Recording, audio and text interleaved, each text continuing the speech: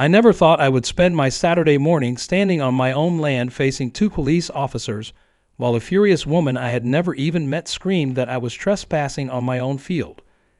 If I had been holding a cup of coffee, I would have dropped it right there in the dirt.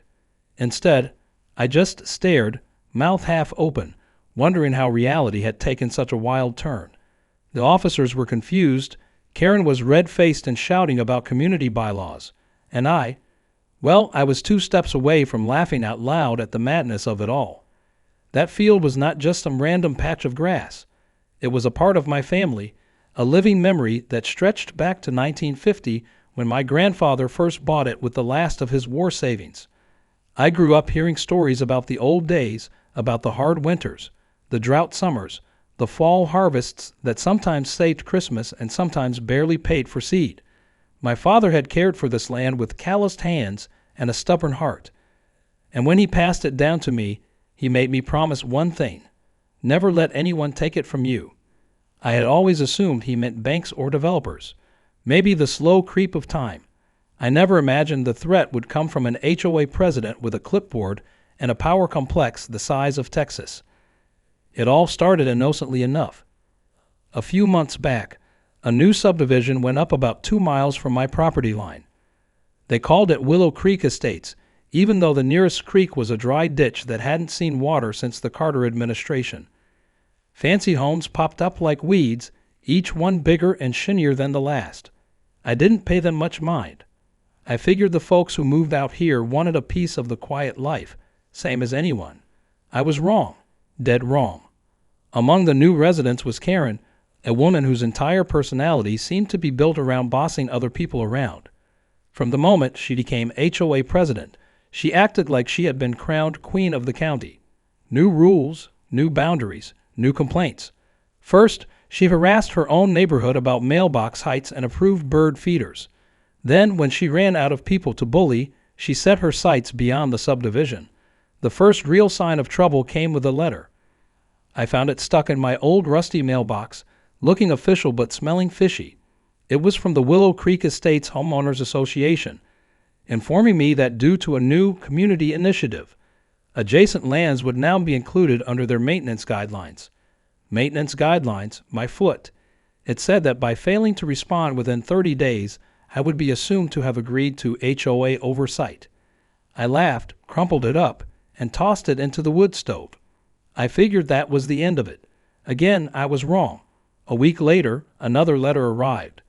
This one was firmer, with talk of penalties and fines if I didn't comply.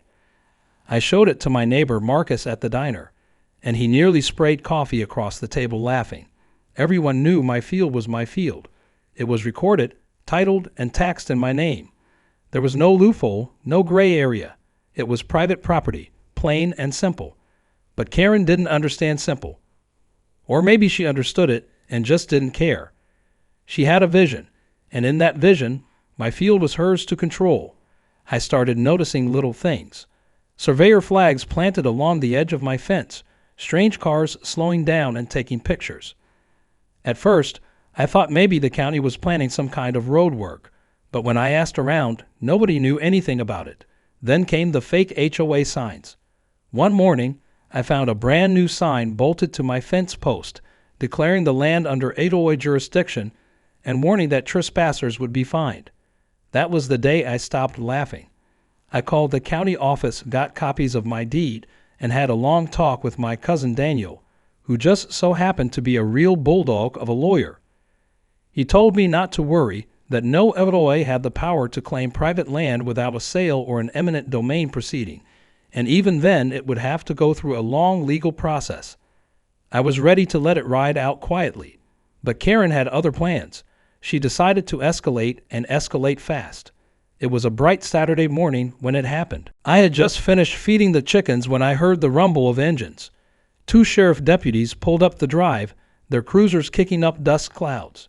Karen was right behind them in her shiny SUV, practically bouncing with righteous fury. Before I could say a word, she jumped out and pointed at me, shrieking that I was trespassing on HOA land and demanding the officers remove me immediately. I looked at the officers. They looked at each other. It was clear they had no idea what was going on. I pulled out the old deed, the one my granddad signed back in 1950, and handed it over. It had been notarized, registered, and backed by decades of tax payments. The officers read it carefully, their brows furrowing. Meanwhile, Karen kept yelling, tossing around terms like community easement and neighborhood rights as if they were magic spells that would make my ownership disappear. One of the officers finally asked her for any documentation backing her claim. Karen produced a handful of printed HOA bylaws and a map she had drawn in crayon. No kidding, extending her subdivision boundaries across half the valley. The officers tried not to laugh, but I could see the corners of their mouths twitching. After about 20 minutes of back and forth, they apologized to me, shook their heads at Karen, and advised her to leave before she created a legal mess for herself. She stormed off, but not before shouting that this wasn't over. Watching her drive away, dust trailing behind her like an angry comet, I knew she meant it. This was just the beginning. The moment the cruisers disappeared down the road, I stood alone by my fence line, feeling a mix of rage and disbelief. How did we get to a point where someone thought a few printed bylaws gave them more power than history, family, and common sense combined? I looked over the field, golden under the morning sun, and felt the weight of my grandfather's legacy settle on my shoulders. I had promised him I would never let anyone take it, and now it seemed I would have to fight to keep that promise. The battle for the field had just begun. The air around my field had changed. It was like the dust itself carried the tension, hanging thick and heavy every time I walked the fence line. Karen had stirred something ugly, and even though the police had left and my ownership had been confirmed, I knew in my gut that she was not done. The following morning, I found a fresh new sign hammered into my front gate. It was bright white, emblazoned with HOA colors, and declared in big block letters that my land was now part of the Willow Creek Estates Community Green Space Initiative. Right underneath, in smaller print, it threatened fines for unauthorized use. I tore the sign down with one swift pull and chucked it into the bed of my pickup, but my hands were shaking with a mix of anger and disbelief. This was no longer some misunderstanding. This was war. Later that afternoon, a rattling old landscaping truck pulled up, and 3 men hopped out, unloading equipment right by my fence. They looked confused when I stormed over and asked them what they thought they were doing. One guy, who looked barely old enough to vote, scratched the back of his neck and said they had been hired by the HOA to begin improvements on the new community field. Improvements. That word nearly made my head explode. I told them politely but firmly that they were trespassing and needed to leave. When they hesitated, I pulled out my phone and started filming. That was enough to get them scrambling back into their truck and peeling out, tires squealing. I stood there watching the dust settle, thinking about how fast things had spiraled. Word spread through town faster than wildfire. By dinner time, everyone from the diner regulars to the Sunday choir knew about Karen's antics. Marcus cornered me at the feed store, laughing so hard he could barely get the words out. "You mean to tell me that city woman thinks she can take your field because she printed some rules off Google?" I nodded grimly. Marcus slapped his knee and said the whole town was behind me. Even folks I hadn't spoken to in months were dropping by, offering advice, support, and the occasional pie, as if preparing for a long siege. Despite the humor, I knew I needed to be smart, so I called Daniel again. We met that evening at my kitchen table, him with a thick manila folder and me with 2 mugs of strong coffee. He laid out the facts.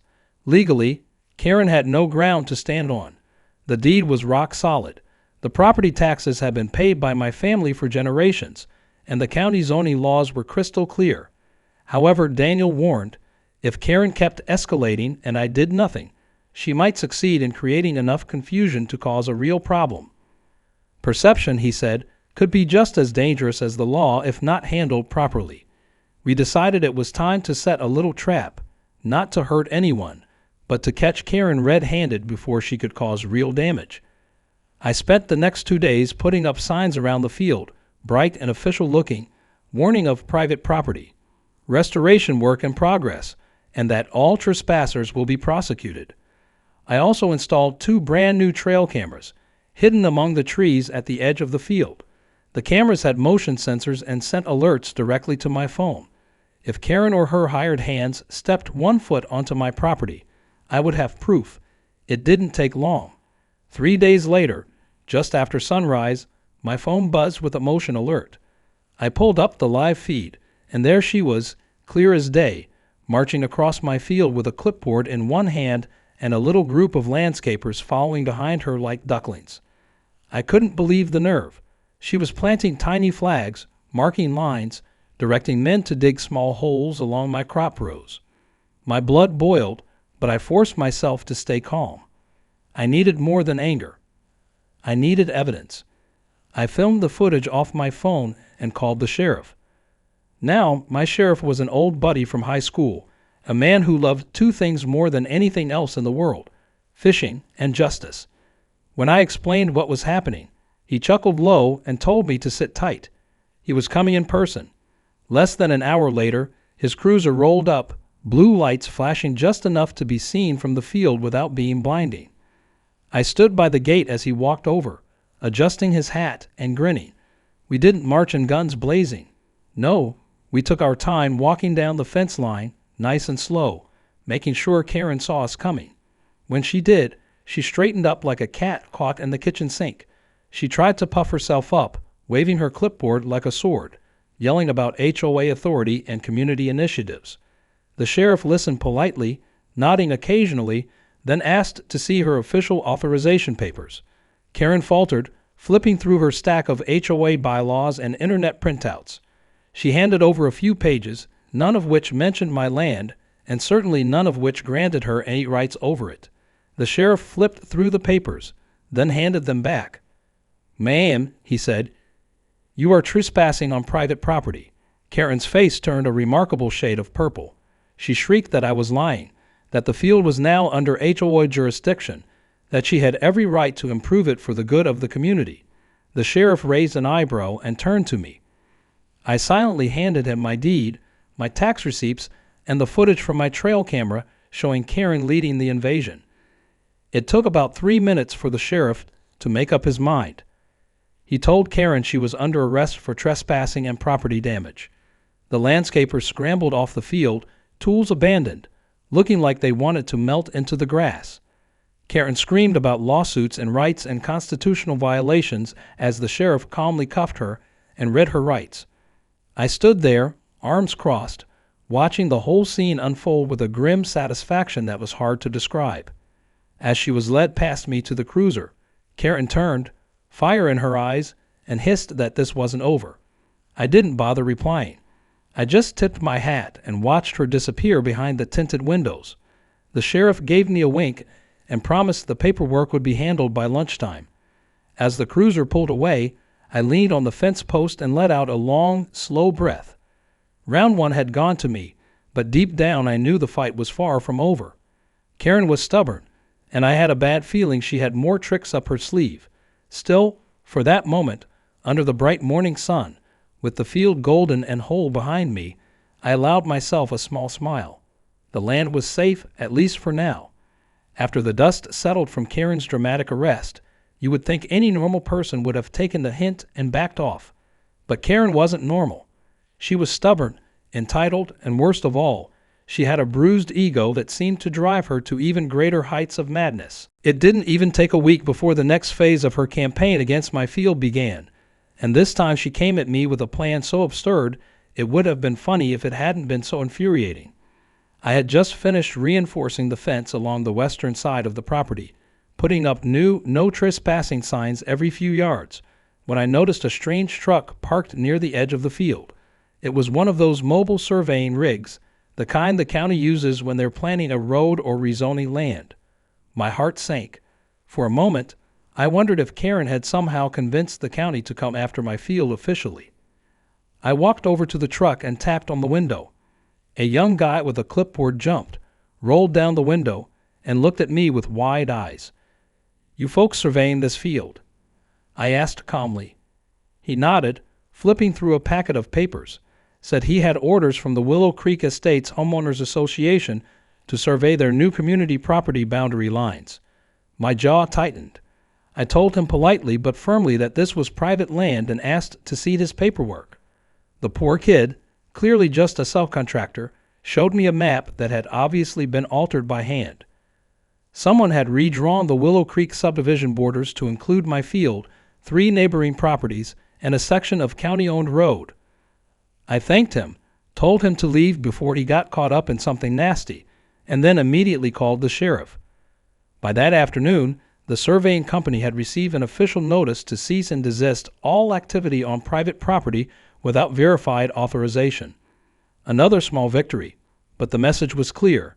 Karen wasn't giving up. She was just getting sneakier. I decided it was time to turn the tables a little.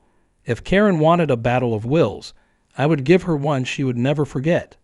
I went into town and picked up a fresh batch of bright yellow caution tape, the kind they use at construction sites. I roped off a big section of the field closest to the road, hung up a huge new sign that read Federal Agricultural Restoration Project, Do Not Enter, and made sure it looked as official as possible. Then, I called in a few favors from some old friends who worked in the county office. They couldn't make my field a federal project, of course, but they could make it look convincing enough that anyone with half a brain would stay far away. And just in case, I installed 2 more hidden cameras, one at the new gate entrance and another near the old barn. Every angle was now covered. If Karen so much as breathed on my property, I would have footage ready to go. For a few days, things were quiet. It was almost eerie. I spent the mornings checking the fence lines, the afternoons fixing up the barn, and the evenings sitting on the porch, watching the sun dip behind the hills, wondering what fresh insanity Karen was cooking up. I didn't have to wonder long. One evening, just after sunset, I heard the distant rumble of engines. I grabbed my binoculars and scanned the road. Sure enough, there they were, Karen and a small convoy of HOA board members, dressed like they were heading to some kind of military operation. They pulled up near the field, got out with flashlights and clipboards, and began marching toward the caution tape. I watched from the porch, heart pounding with a mix of anger and grim amusement. This was it. This was the moment I had been waiting for. Karen reached the edge of the field and immediately started shouting orders. "Tear down that tape. Move those signs," she barked, acting like some kind of demented general. The other HOA members hesitated, looking nervously around, but Karen pushed forward, yanking at the caution tape and tossing it aside like it was tissue paper. I quietly hit record on the cameras and waited. Within minutes, they had crossed the boundary and were stomping across the field, measuring, flagging, even planting little garden stakes into the soil. It was so brazen it was almost unbelievable. Just as they were starting to unload what looked like small tents and picnic tables from the back of one of the trucks, the sheriff's cruiser rolled up. No lights, no sirens, just a quiet arrival like a hunter sneaking up on his prey. He stepped out, took one look at the scene, and shook his head slowly. I could tell he was barely holding back laughter. Karen froze mid-command when she spotted him, her mouth opening and closing like a fish gasping for air. The sheriff sauntered over, hands resting casually on his belt. "Evening, folks," he said real friendly. "You'll mind explaining what you're doing trespassing on private property after being warned multiple times." Karen immediately launched into a tirade about community property and neighborhood beautification, but the sheriff cut her off with a raised hand. He pointed at the cameras, at the signs, at the paperwork he already had on file from the county office. He gave Karen a choice right there in front of everyone. Pack up and leave immediately, or face fresh charges of criminal trespass, vandalism, and harassment. The other HOA members didn't wait for Karen to decide. They scrambled to pack their gear, avoiding eye contact with me as they hurried to their vehicles. Karen stood there for a long moment, fists clenched at her sides, glaring daggers at me. Finally, she turned on her heel and stomped back to her SUV, slamming the door so hard the whole vehicle shook. As they drove away, kicking up a fresh cloud of dust, I couldn't help but smile. Another round won, but I knew better than to celebrate too soon. Back on the porch that night, sipping sweet tea under the wide-open stars, I thought about the road ahead. Karen was like a hornet. Swat her once, and she just got angrier. She would be back, and next time she would be even more desperate. But I was ready. I had the land, the law, and a town full of people who remembered when a man's word meant something and when deeds signed with calloused hands mattered more than any printed HOA rulebook. Karen might have thought she was fighting for control of a field, but I knew better. This was about respect, about legacy, about standing your ground no matter how ridiculous the battle became. And I had no intention of losing. The courtroom smelled like old wood and polish, the kind of place where time moved slower and words carried heavier weight. I sat in the second row, arms crossed, feeling the worn bench creak beneath me as I waited for the show to start. Karen was already there, perched stiffly at the plaintiff table, a mountain of printed papers stacked in front of her like a fortress. She wore a bright red blazer and a determined scowl, as if sheer force of will could bend reality to her liking. Her lawyer, a thin man who looked more nervous than confident, shuffled through her documents with a kind of frantic energy that didn't inspire much faith. Across the aisle sat my cousin Daniel, calm as a sleeping dog, one hand resting lightly on our own folder, which was about an inch thick and filled with certified deeds, county maps, tax receipts, and every bit of proof we could possibly need. The judge, a no-nonsense woman with gray hair tied back in a severe bun, entered the room and banged the gavel once. Court was in session. I watched Karen sit up even straighter, practically vibrating with self-righteous energy. Her lawyer was the first to speak, launching into a long-winded explanation about community rights, HOA boundaries, beautification projects, and how my field was apparently vital to the emotional well-being of the Willow Creek residents. I bit the inside of my cheek to keep from laughing. The judge listened politely for about 5 minutes before cutting him off with a curt wave of her hand. She wanted evidence, real evidence, not internet printouts, not self-declared maps, not HOA wish lists. She asked for legal ownership records. Karen, practically foaming at the mouth with eagerness, shoved a bundle of papers into her lawyer's hands. He scurried forward and handed them to the clerk, who brought them to the judge. She flipped through them, frowning deeper with every page. Finally, she set them aside and turned her sharp gaze toward Daniel. "Mr. Carson," she said, "do you have documentation proving your ownership of the disputed property?" Daniel stood up slow and easy, like a man with all the time in the world. "Yes, Your Honor," he said, and he handed over our slim but powerful folder. The judge opened it, scanned the deed from 1950 with its crisp notary seal, reviewed the decades of uninterrupted tax records, glanced at the county survey maps showing the field squarely in my name, and then looked back up with a look that could have frozen water. It took her less than a minute to reach a decision. She declared that the field was and always had been private property owned by me and my family. The HOA had no jurisdiction, no claim, and no authority whatsoever over it.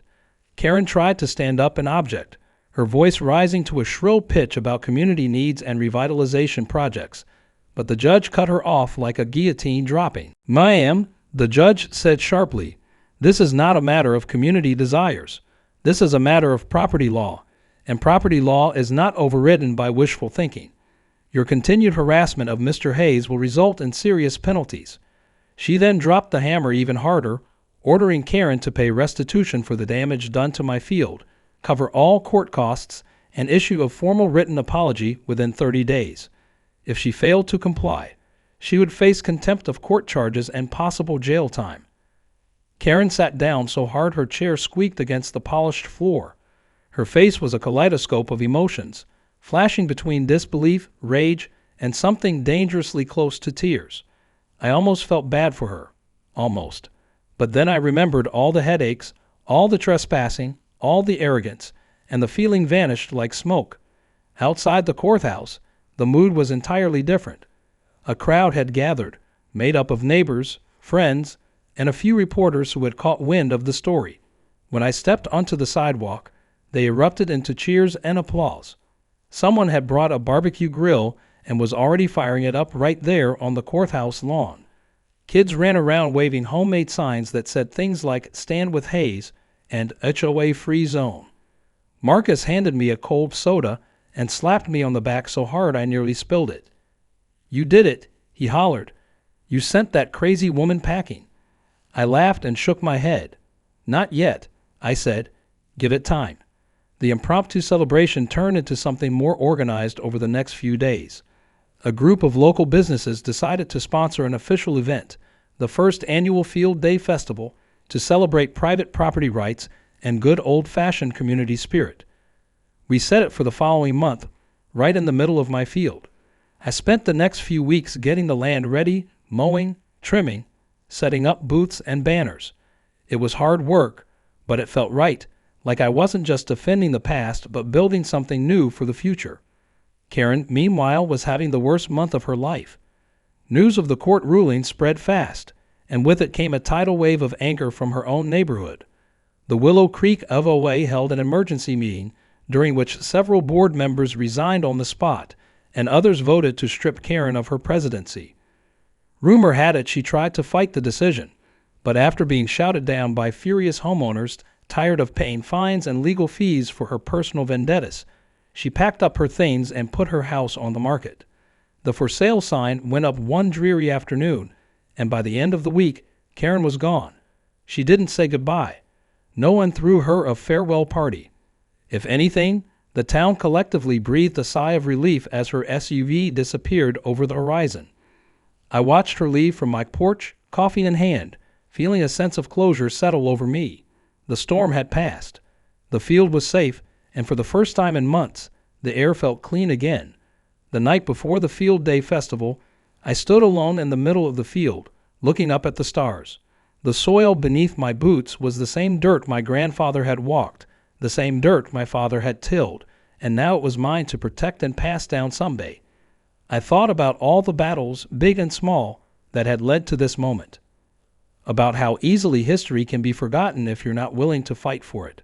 About how some things, no matter how old or dusty or ordinary they seem, are worth defending with everything you have.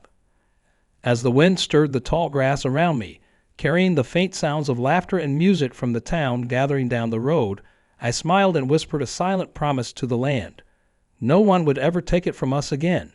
Just when I thought the chaos had finally blown over and life could return to its peaceful rhythm, Karen proved that some grudges run deeper than common sense. Even after losing in court, losing her HOA title, and losing what little respect she had left, she still had enough spite to try one last desperate move. It came about a week after the Field Day Festival, which had been a massive success. Families from all over the county showed up. There were pie contests, tractor races, and even a local band that played until the stars came out. It felt like a victory lap, not just for me but for everyone who believed that hard work and honesty should mean something. I was sitting on my porch, sipping coffee and feeling more at peace than I had in months, when a white county inspection truck pulled into my drive. Two men got out, one carrying a clipboard and the other lugging what looked like a tool bag. They were polite, introducing themselves as inspectors from the county building department. They said they had received an anonymous complaint that my barn was unsafe and structurally unsound, a hazard to the public. I almost laughed. The barn was old, sure, but it was sturdy as a rock. Built by my grandfather with thick beams and solid craftsmanship, it had weathered storms that had torn down newer buildings around the county. Still, I knew better than to get mad at the messengers. I invited them to take a look. We walked the property together, me pointing out the repairs I had made recently, the reinforced beams, the new roof panels. The inspectors checked everything thoroughly, tapping wood, measuring support posts, shining flashlights into the rafters. Finally, one of them chuckled and said, "If anything, my barn was safer than most of the new prefab sheds popping up in the county."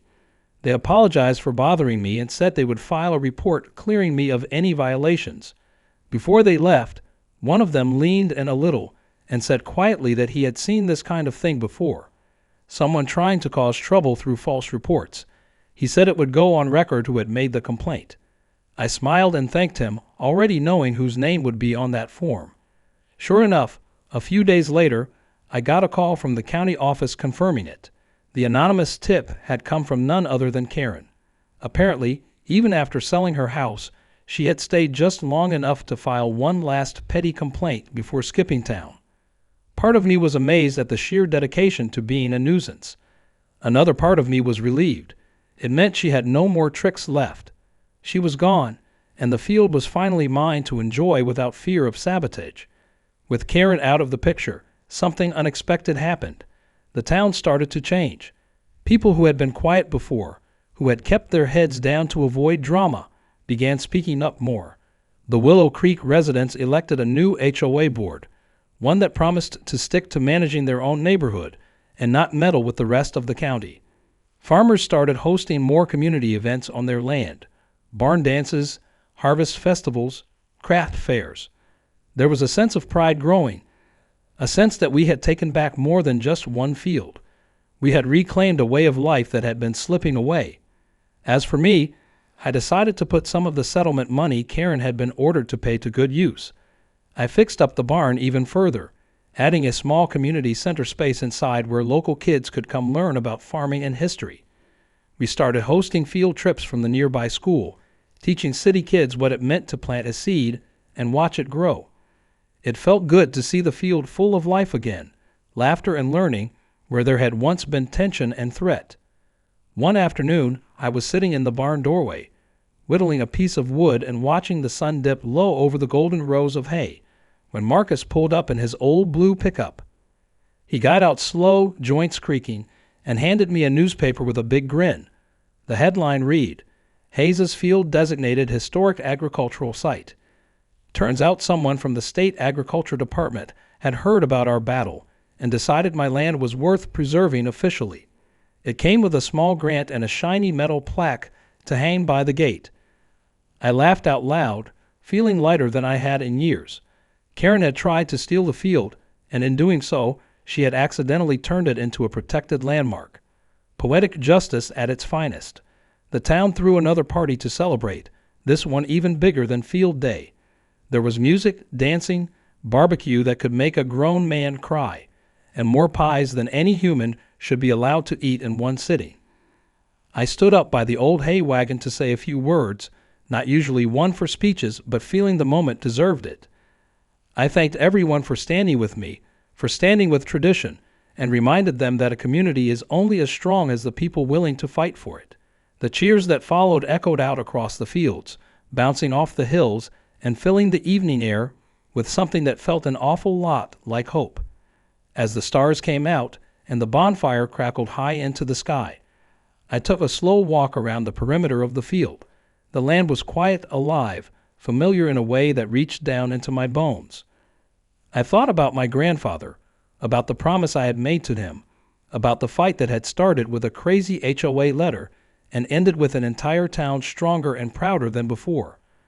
I ran my hand along the top of the fence, feeling the rough wood under my fingers, and smiled.